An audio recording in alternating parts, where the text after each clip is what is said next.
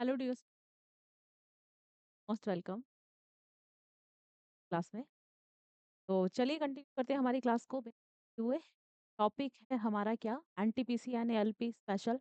हम यहाँ पे क्लास देख रहे हैं जिसमें हमारे लास्ट 10 ईयर के हम जी के जीएस के रिपीटेड कुछ को देखेंगे, है ना, जो कि आपके एग्जाम के पॉइंट ऑफ व्यू से बहुत ज़्यादा इंपॉर्टेंट है। तो चलिए शुरू करते हैं हमारी क्लास को हम बिना देरी किए हुए। ओके, तो आज है सेट नंबर 17।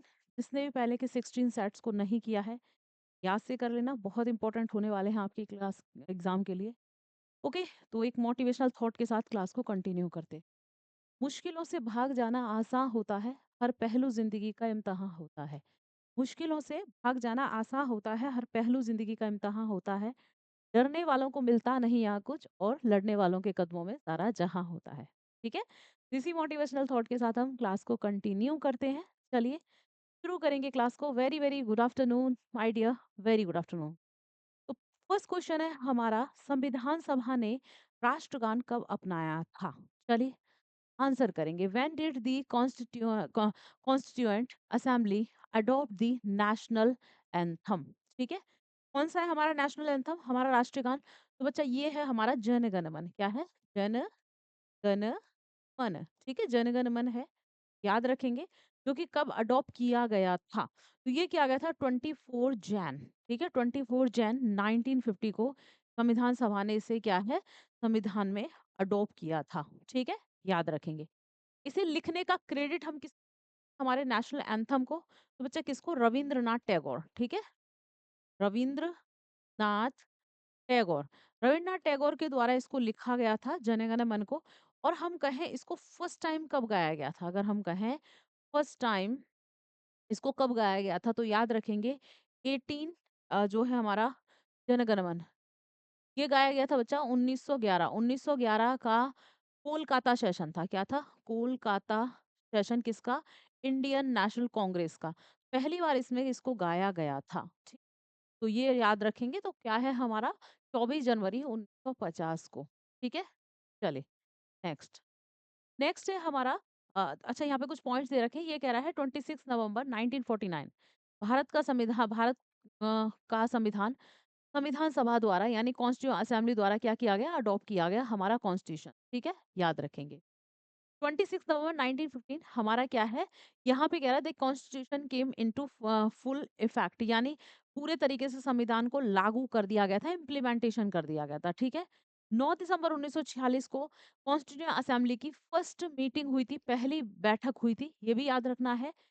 22 जुलाई 1947 की बात कर रहा है, 22 जुलाई 1947 क्या हुआ था? नेशनल फ्लैग जो हमारा ट्रिकोलर तिरंगा है, इसको अडॉप्ट किया गया था कॉन्स्टिट्यूएंट असेंबली के द्वारा। ठीक है, हमारे राष्ट्रीय ध्वज को। ओके, 24 जैन 1950 को हमारा जनगण मन, जो कि हमारा नेशनल एंथम है, इसको अडॉप्ट किया गया था। ठीक है, तो कुछ एक्स्ट्रा फैक्ट है जो आप लोग याद रख सकते हैं। चलिए नेक्स्ट क्वेश्चन है, विश्व युद्ध के कारण निम्न में से किस वर्ष ग्रीष्मकालीन ओलंपिक खेलों का आयोजन रद्द करना पड़ा था? In which of the following years the summer Olympic games had to be cancelled due to world war? चलिए, तो वर्ल्ड वॉर को हमने क्या किया बच्चा, हमें यहाँ पे जो समर ओलंपिक थे इनको रद्द करना पड़ा था। अब देखो, हम लोग जानते हैं कि वर्ल्ड वॉर हमारे 2 बार ही हुए हैं, है ना? एक तो हमारा फर्स्ट वर्ल्ड वॉर, एक हमारा second world war. First world war 1914 में स्टार्ट होता है बच्चे, और चलता है 1918 तक। ठीक है, कब तक चलता है? 1918 तक। ओके, ठीक है। सेकंड वर्ल्ड वॉर की बात करूं, 1939 से स्टार्ट हो जाता है और ये चलता है 1945 तक। ठीक है, ओके, 2 वर्ल्ड वॉर होते हैं। अब यहाँ पे ग्रीष्मकालीन यानी समर ओलंपिक थे। ठीक है, तो ये 1916 में यानी फर्स्ट वर्ल्ड वॉर के समय इनको क्या कर दिया गया था? कैंसिल करना पड़ा था। ठीक है, ये पॉइंट्स याद रखेंगे। ओके, ओलंपिक गेम्स की बात करते हैं। ओलंपिक गेम्स 1894 में ओलंपिक गेम्स का क्या किया जाता है बच्चा? इनकी स्थापना की जाती है, इनको स्टैब्लिश किया जाता है। ठीक है, एंड 1896 में फर्स्ट टाइम ओलंपिक गेम्स को खेला जाता है ना? फर्स्ट टाइम खेला जाता है कहाँ पर? तो यूनान में। कहाँ? यूनान। यूनान जिसको हम किस नाम से जानते हैं? ग्रीस। ठीक है, यूनान या ग्रीस जिसको हम कहेंगे, यहाँ पर ग्रीस की कैपिटल थी जिसका नाम है एथेंस। क्या है बच्चे? एथेंस। ठीक है, तो ग्रीस की कैपिटल थी, कैपिटल, ओके, इसकी राजधानी एथेंस। यहीं पर पहली बार ओलंपियाड नाम के माउंटेन पे ओलंपिक गेम्स को क्या किया गया था बच्चे, खेला गया था। तो इसीलिए इनका नाम कहा जाता है, ओलंपिक नाम पड़ गया था, ठीक है? तो ये भी हम याद रखेंगे। एवरी 4 इयर्स में हमारे ओलंपिक गेम्स होते हैं। सीज़नल सीज़नल समर ओलंपिक अभी हुए हैं तो नेक्स्ट 4 ईयर में होंगे, ठीक है? लेकिन अदर सीज़न की बात करें, जैसे विंटर ओलंपिक और समर ओलंपिक के बीच में जो गैप होता है वो 2 इयर्स का होता है, ठीक है? ये पॉइंट्स याद रखेंगे। 1960 16 हमारा ऑप्शन ए होगा। नेक्स्ट क्वेश्चन है 1928 में एचआरए की बात कर रहा है। इन 1928 Hindustan Republican association was renamed as HSRA. What does the letters S actually stand for? यानी ये कह रहा है जो एच आर ए है, इसकी जगह हमने इसका रिनेम करके या नेम चेंज करके एच एस आर ए कर दिया। तो ये कह रहा है what does the letter S actually stand for, यानी एस लेटर का मीनिंग क्या है, ठीक है? चलो आंसर करेंगे। अब Hindustan Republican Association H R A, ठीक है, का नाम बदलकर एचएसआरए कर दिया गया था 1928 में, ये कह रहा है, ठीक है? तो देखो एचआरए हिंदुस्तान रिपब्लिकन एसोसिएशन कब स्टैब्लिश होता है? 1924 में। कहाँ पर किया जाता है बच्चे? कानपुर में। कहाँ पर? कानपुर में। इसके द्वारा सचिंद्र सान्याल के द्वारा, ठीक है? सचिंद्र,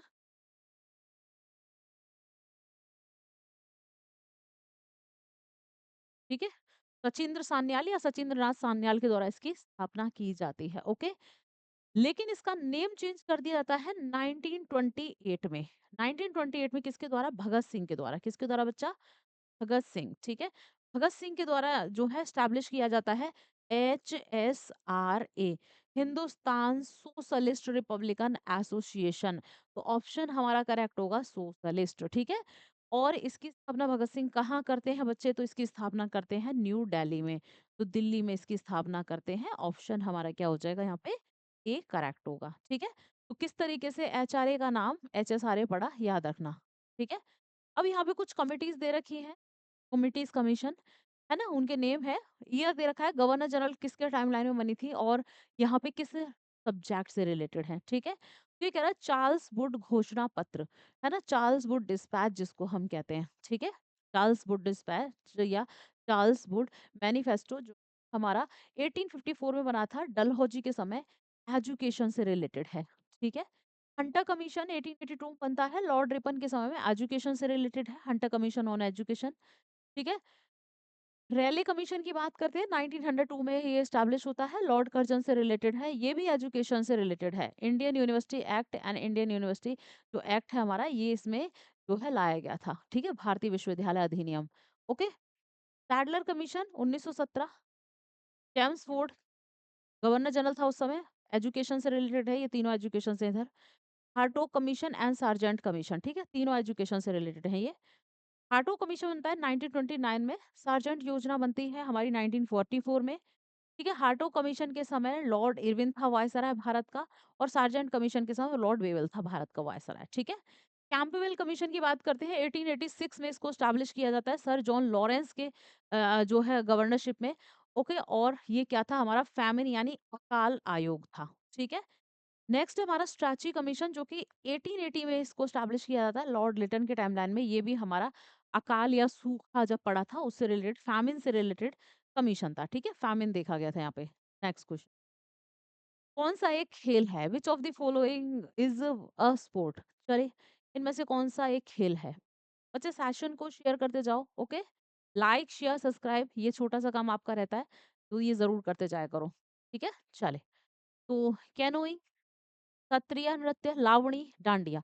अब देखो हमें पता है ये तो तीनों डांस फॉर्म है। सत्रिया कहाँ का है बच्चे? असम का, ठीक है? असम का क्लासिकल डांस फॉर्म है, यानी हमारा कैसा? शास्त्रीय नृत्य है। लावणी महाराष्ट्र का है। कहाँ का है? महाराष्ट्र, ठीक है? महाराष्ट्र का है ना, एक फोक डांस है जो कि फीमेल्स के द्वारा किया जाता है, महिलाओं के द्वारा, ओके? डांडिया कहाँ का है? डांडिया गरबा कहाँ का है? गुजरात का, है ना?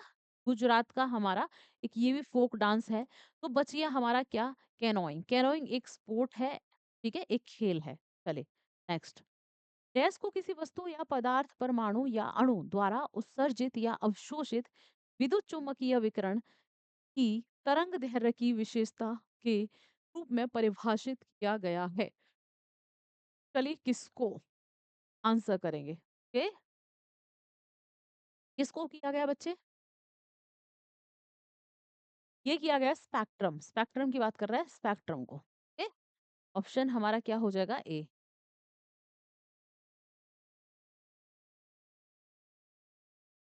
चलिए नेक्स्ट क्वेश्चन। नेक्स्ट क्वेश्चन हमारा शुद्ध ये सही सूत्र क्या है? What is the correct formula for net investment? चलो आंसर करो क्या होगा? What is the correct formula for net investment? क्या है? ये होगा हमारा ग्रॉस इन्वेस्टमेंट माइनस डिप्रेशिएशन। ठीक है, ग्रॉस इन्वेस्टमेंट माइनस डिप्रेशिएशन यानी सकल निवेश माइनस मूल्य ह्रास। ठीक है, ऑप्शन हमारा क्या हो जाएगा ए। चले नेक्स्ट। नेक्स्ट हमारा नेक्स्ट क्वेश्चन है, यदि न्यायालय को लगता है कि कोई विशेष अधिकारी अपने कानूनी कर्तव्यों का पालन नहीं कर रहा है, तो इस मामले में न्यायालय द्वारा जारी प्रादेश यानी रिट क्या होगी? ठीक है, चले ओके आंसर करेंगे। आंसर करो। If the court feels that a particular officer is not performing his legal duties, then what is the writ issue by the court in this case? चले बच्चे रिट्स की बात करा, रिट्स है ना, Ritz हमें पता है कितने, तो 5 टाइप्स की। ठीक है, 5 प्रकार की जो है हमारी रिट्स होती है हमारे कॉन्स्टिट्यूशन में। अगर मैं बात करूं हमारा कोर्ट, सुप्रीम कोर्ट जो है आर्टिकल 32 के तहत सुप्रीम कोर्ट में आप रिट जारी कर सकते हो, है ना। और हम बात करें हाई कोर्ट, तो हाई कोर्ट में कौन सा आर्टिकल? तो बच्चा आर्टिकल हमारा कौन सा होगा? ये होगा 226 के तहत हम रिट जारी कर सकते हैं। और दोनों में ही हम 5 प्रकार की रिट जारी कर सकते हैं, है ना। तो हमारी एक सरसरी है जिसको हम प्रमाण जो है सरसरी प्रमाण पत्र कह रहे हैं, प्रोहिबिशन है, मैंडमस है, हैवियस कॉर्पस है, और एक होती है वारंटो, अधिकार प्रच्छा जिसको कहते हैं हम हिंदी में। तो ऐसे 5 हमारी रिट्स होते हैं, कौन कौन सी? Certiorari, prohibition, mandamus, habeas corpus and quo warranto या फिर अधिकार प्रच्छा। ठीक है, तो कौन सी है इसमें? आंसर करो। कोई भी अपने कर्तव्यों का पालन नहीं कर रहा, यानी कोई भी गवर्नमेंट एम्प्लॉय है, अपना काम सही से नहीं कर रहा है, तो कोर्ट उसको आदेश देता है, हम आदेश देते हैं कि अगर आपने अपना काम सही से नहीं किया तो आपको अपने पद, आपकी पोस्ट से हटा दिया जा सकता है, आपके खिलाफ कोई एक्शन लिया जा सकता है। ठीक है, तो ऐसा हमारा किसमें है? परमादेश में। परमादेश यानी मैंडमस। ठीक है, मैंडमस रेट कहती है परमादेश यानी हम आदेश देते हैं। ठीक है, चले ऑप्शन होगा हमारा सी। नेक्स्ट क्वेश्चन है हमारा, कौन सा खेल रिंग, नेट और बॉल से संबंधित है? Which of the following sport involves ring, net and ball? चलिए क्रिकेट, क्रिकेट में तो भाई नेट की कोई जरूरत होती नहीं।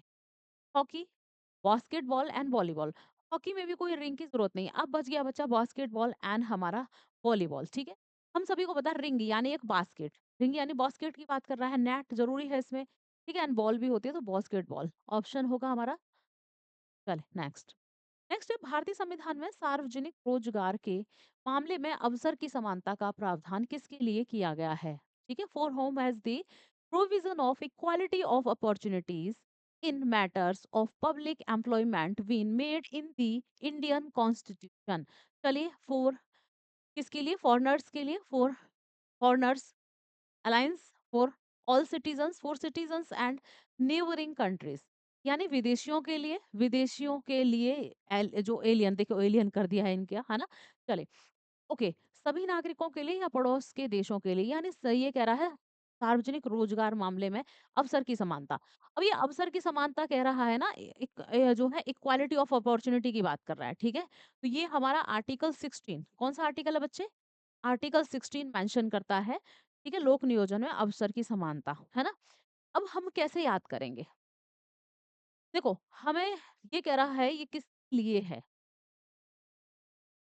अब यहाँ पे आपको ध्यान देना है कि हमारे जो आर्टिकल हैं, आर्टिकल 14, ठीक है, फिर हमारा आर्टिकल 22, 28, है ना, 20 से 28 और 14वां आर्टिकल। तो ये तो हमारा किसके लिए है? ये हमारे हैं किसके लिए? इंडियंस के लिए भी है। ठीक है, इंडियंस के लिए भी है, यानी देशी लोगों के लिए भी है, भारतीय लोगों के लिए भी, और जो हमारे विदेशी हैं, ठीक है, जो फॉरेनर हैं, ठीक है, किसके लिए है? फॉरेनर के लिए भी है। ठीक है, फॉरेनर्स के लिए भी है, यानी विदेशी पर्सन के लिए भी है। विदेशी और भारतीय दोनों के लिए है ये। ठीक है, आर्टिकल 14 एंड 22, 28। लेकिन यहाँ पे पूछा गया आर्टिकल 16, तो देखो अब इसमें 16 तो आ नहीं रहा, एक तो हमारा 14 है, फिर हमारा 20 से 28 है। बीच के आर्टिकल में 16 आ रहा है, 16 हमारा फॉर ऑल सिटीजन्स, ठीक है? सभी नागरिकों के लिए। और नागरिक कौन होते हैं? जिनके पास इंडियन सिटीजनशिप है, भारतीय नागरिकता है, सिर्फ उन्हीं के लिए आर्टिकल 16 है, जिसमें हमारा क्या दे रखा है? इक्वालिटी ऑफ अपॉर्च्युनिटीज की बात कर रहा है। किसकी बात कर रहा है बच्चे? इक्वालिटी ऑफ अपॉर्च्युनिटीज, यानी आपको अगर रोजगार या एम्प्लॉयमेंट की बात की जाएगी तो आपको इक्वालिटी दी जाएगी गवर्नमेंट फील्ड में, सरकार की तरफ से, जो भी पब्लिक सेक्टर्स हैं। जैसे आप एग्जाम की तैयारी कर रहे हो, है ना? वैसे ये विदेशियों के लिए नहीं है, ये ओनली इंडियन सिटीजन्स के लिए है, जिनके पास भारत की नागरिकता है। ठीक है, नेक्स्ट। नेक्स्ट क्वेश्चन है, what is the refractive index of air? वायु का अपवर्तनांक क्या है? चलो, रिफ्रैक्टिव इंडेक्स तो कितना होता है बच्चा? ये होता है 1.0003, ठीक है? 1.0003, ऑप्शन हमारा होगा सी। ठीक है, यहाँ पे दे रखा है, एक साइड दे रखा है हमारा कुछ material medium, refractive index, material medium. देखो ये कह रहा है एयर, एयर का हम पीछे देख चुके हैं, आइस का 1.31 है, वाटर 1.33 है, अल्कोहल का 1.36, केरोसिन का 1.44 है, हमारा किसका बच्चा? फ्यूज्ड का हमारा 1.46 है, फ्यूज्ड हमारा क्वार्ट्ज की बात कर रहा है। ठीक है, अ, ऐसे हमारे बहुत सारे दे रखे हैं। ठीक है, ओके। तो देख आप आराम से इसको कर लेना, जैसे ग्रॉन गैस का दे रखा है ना? तो हमारा इन सब का चीज़ों का दे रखा है, रूबी का दे रखा है, ठीक है? जो है, ठीक है? डायमंड का दे रखा है, डायमंड का क्वेश्चन बन जाता है, ठीक? आराम आराम से इसको देख लेंगे, रॉक सॉल्ट का दे रखा है, ठीक है? जो पिंक सॉल्ट जो हमारा कहलाता है, ठीक है? तो इनके रिफ्रैक्टिव इंडेक्स देख लेना, अपवर्तनांक के बारे में बता रहा है। चलिए, कौन सी शैली राजस्थानी चित्रकला से संबंधित नहीं है? तो आंसर करेंगे, ये कह रहा है which of the following style is not related to Rajasthani painting. तो कौन सी ऐसी स्टाइल है जो राजस्थानी पेंटिंग से नहीं जुड़ी? Kishangarh style, Bundi style, Mewar style या फिर कांगड़ा स्टाइल? कांगड़ा नाम से पता चल रहा है बच्चा, कांगड़ा पहाड़ी स्टाइल है, ठीक है? कांगड़ा, ठीक है? उत्तराखंड है, हिमाचल प्रदेश इधर फेमस है, तो कांगड़ा स्टाइल नहीं है। ठीक है, नेक्स्ट। पेंटिंग स्टाइल है ये। बेरोजगारी और मुद्रास्फीति के बीच संबंध डैश द्वारा दर्शाया जाता है। The relationship between unemployment and inflation is represented by dash. चलिए, किसके द्वारा इसको हम प्रेजेंट करते हैं? किसके द्वारा करते हैं? तो यहाँ पे कुछ वक्र या कुछ चक्र दे रखे हैं, तो बच्चा ये क्या है? हमारा फिलिप्स कर्व की बात कर रहा है, फिलिप्स कर्व, ठीक है? या फिलिप्स वक्र। चलिए, नेक्स्ट।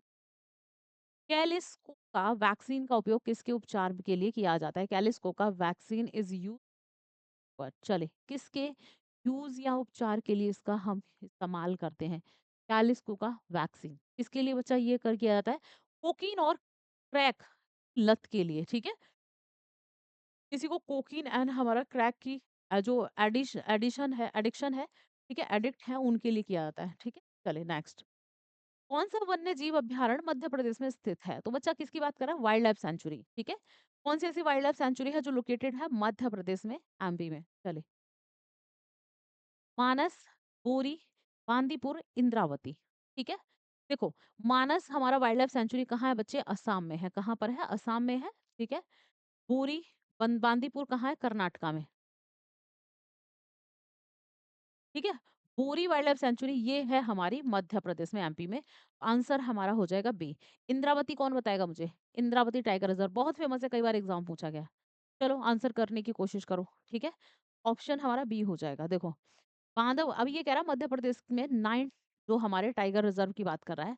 एक तो है Bandhavgarh tiger reserve, Panna tiger reserve, Sanjay Dubri, Satpura tiger reserve, Kanha, Pench, Veerangana Durgavati tiger reserve, Ratapani और हमारा माधव टाइगर रिजर्व। मध्य प्रदेश के 9 टाइगर रिजर्व्स हैं, आप याद रखेंगे। बाघ अभ्यारण्य, ठीक है? Next question. नेक्स्ट है, बारावती स्टेडियम कहाँ स्थित है? चलिए, बारावती स्टेडियम की बात कर रहा है, ओके?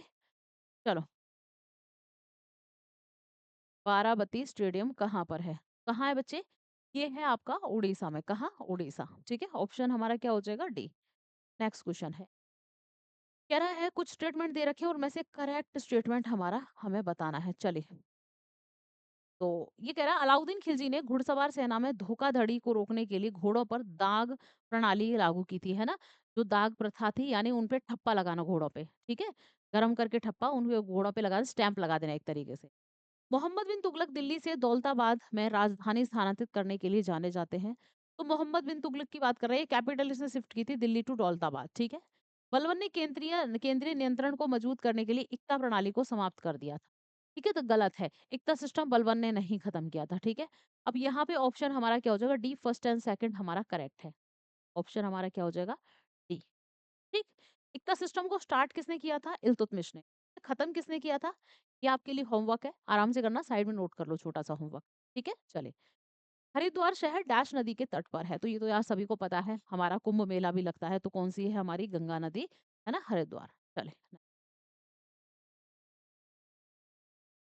है ना, ये गंगा की कुछ ट्रिब्यूटरीज दे रखे, गंगा है, फिर उसकी ट्रिब्यूटरी यमुना, गोमती, घाघरा, गंडक, कोसी। ठीक है, तो इसके तट पे शहर भी है, जैसे प्रयागराज है, पटना है, ठीक है, तो ऐसे कुछ नदियां हैं, आप देख सकते। नेक्स्ट क्वेश्चन है, बौद्ध धर्म में कमल और बैल का प्रतीक क्या दर्शाता है। तो यहाँ पे कह रहा है हमारा सिंबल इसका लोटस एंड बुल, ठीक है, क्या दर्शाता है। तो बौद्ध धर्म में, तो बच्चा ये क्या है, इनका जन्म, जब गौतम बुद्ध का जन्म हुआ, मैंने कहा था तो फूल खिले थे, ऐसे याद रखो, फूल कनेक्ट करो, खिले यानी कमल खिले, ठीक है, तो कमल को दिखाता है।